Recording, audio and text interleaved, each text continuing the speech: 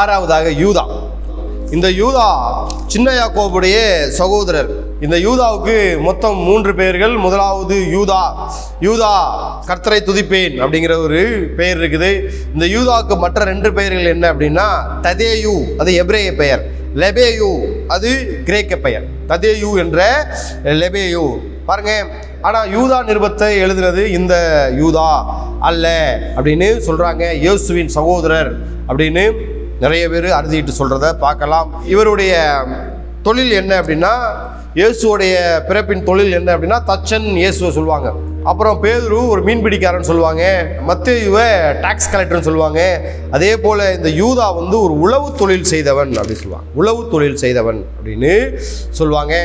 யோவான் 14:22 யூதா ஒரு கொஸ்டின் கேட்பாரு ஆண்டவர்கிட்ட, இயேசுட்ட, ஆண்டவரே நீர் உலகத்திற்கு உம்மை வெளிப்படுத்தாமல் எங்களுக்கு உம்மை வெளிப்படுத்த போகிற நோக்கம் என்ன, காரணம் என்ன அப்படின்னு கேட்கறத பார்க்கலாம். சரிங்களா? இந்த இடத்துல மட்டும்தான் யூதா வெளிப்படுறத பார்க்கலாம்.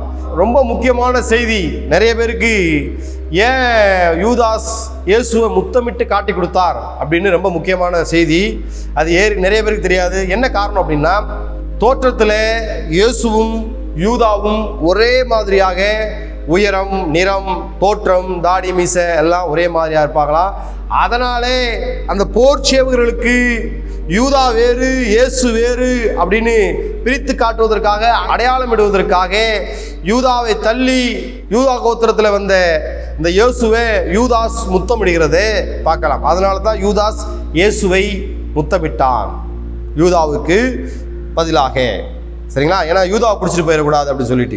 இவர் எங்க ஊழியம் செய்தார் அப்படின்னா, மெசொப்பொத்தேமியா, அர்மேனியா இங்கெல்லாம் ஊழியம் மட்டும் செய்யலை, பல அற்புதங்கள் அதிசயங்களை நிகழ்த்தினார் அப்படின்னு பார்க்கலாம்.